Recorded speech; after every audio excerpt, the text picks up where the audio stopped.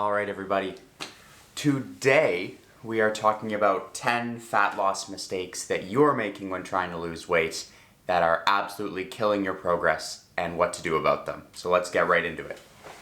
Fat loss mistake number 1 is counterintuitively not eating enough. Now, it's really often that people try to lose weight, so they go on what's called a crash diet. They cut a whole ton of calories, whether it be cutting out all their carbs, cutting out all their fats. This is something we see a lot around New Year's, January 1st, but they're starving, their progress stalls, and they can't lose any more weight. The reason that that's happening is because when you cut all those calories so fast, your body starts to figure out what's going on. And so your metabolism is going to downgrade to maintain that homeostasis so that you stop losing as much weight. Best way to avoid making this mistake is to plan out your calorie deficit and make it a bit smaller. Start with something close to 200 calories a week. Start to build up from there. That can make sure, although it'll take a little bit longer, your fat loss is going to be more sustainable and more effective. Fat loss mistake number 2, flip side of the coin, eating too much.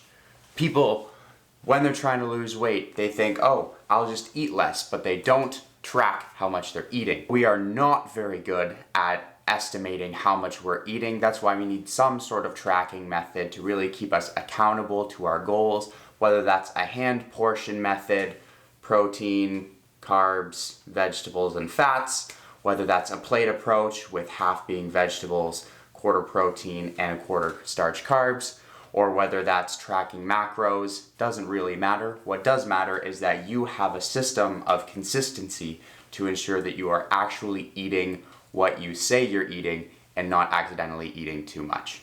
Third mistake that people make when they're trying to lose weight that's killing their progress is eating bland garbage all the time. It doesn't need to be plain chicken, rice, and broccoli 5 meals a day. You can spice things up with herbs and spices. You can use low-calorie dressings and sauces. There's plenty of ways to introduce a whole bunch of variety into your diet without eating a ton of calories and making sure that your weight loss is sustainable. This is also important when we consider micronutrient intake, especially when you're eating in a deficit. It's really, really important that you focus on getting a wide variety of colorful foods that have all of the micronutrients that you need to be fully healthy. Please season your chicken breast. Mistake 4 is not sleeping enough. Obviously, sleep is super important for recovery and for performance from an athletic perspective, but it's also very important from a fat loss perspective. Not only are there huge benefits to sleeping at least 7 to 8 hours a night for fat loss, the longer you're asleep, the less time in the day you have to be hungry, and the less likely you're going to be to overeat. Mistake number 5, drinking too many calories. I see people trying to lose weight and they think, oh, I'll just drink smoothies all day. That's a terrible idea because smoothies do not fill you up. Smoothies are great and they have a place in a well-balanced nutritional program, but if your goal is to lose weight, you should be focusing on non-calorically dense, very nutrient-dense foods, making sure that you're eating a lot of volume. Fat loss mistake number 6 is neglecting weight training. When people are trying to lose weight, the go-to is always cardio, cardio, cardio. Don't get me wrong, cardio is fantastic. I love cardio. It's great for your heart, gets the body moving, burns calories, all really important things when we're thinking about health and fat loss. As you cut calories, you're gonna start to lose muscle as well as fat. So weight training can help you maintain as much of that muscle as possible.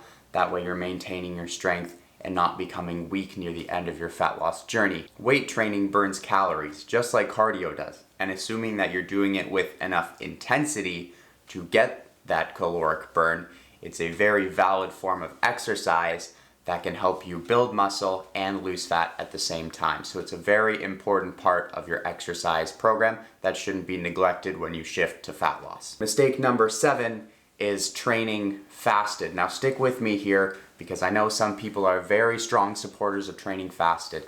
By no means am I saying that that's a bad protocol.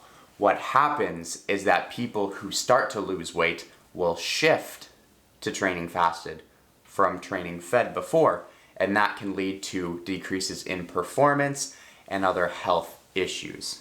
People, when they're fasted, are typically lower energy in the beginning.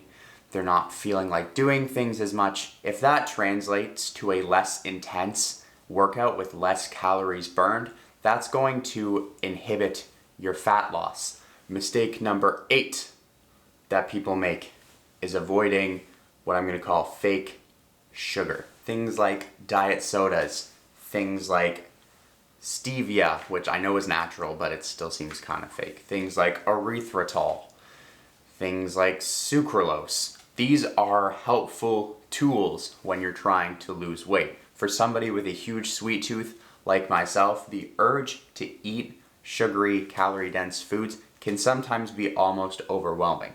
And having a safe out, like a 0-calorie pop or a stevia sweetened brownie or something like that, can be very, very helpful to keep you on track without blowing your calories out of the window. Of course, when you're losing weight, you can still eat sugar. Don't let anybody tell you that in order to lose weight, you have to cut out all of your carbs, cut out all of your sugar, because that is not the way that the human body works. The problem is, sugars, fats, those really delicious foods are super calorically dense, and that's not something that fits well with a fat loss program.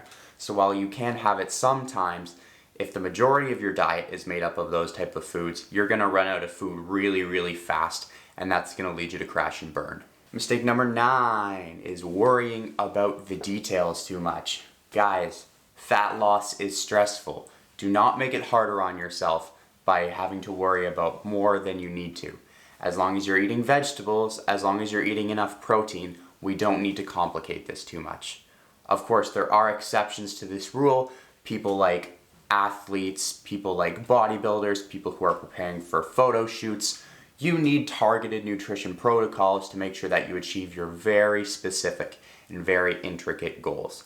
The regular person does not need to concern themselves with nutrient timing, does not need to worry about how many carbs to eat before bed versus in the morning. It does not matter. Do what works for you and do what you can sustain in the long run. Fat loss mistake number 10. Biggest mistake that I see in the world is starting without a plan. Your biggest asset when trying to lose weight, change your lifestyle, is having somebody who can help you apply these principles and create an individualized program for you that's going to help you achieve those goals. If you are interested in starting or restarting your fat loss journey, head over to my website, gsnutritioncoaching.com. Send me a message and we'll get started on a program that will help you achieve your goals in a healthy and sustainable way. So that is the video for today. I hope that you got something from this that will help you along your fat loss journey. If you did learn something from this video that you think will be helpful, make sure to give it a like, subscribe, and let me know what you took away from this video. See you in the next one.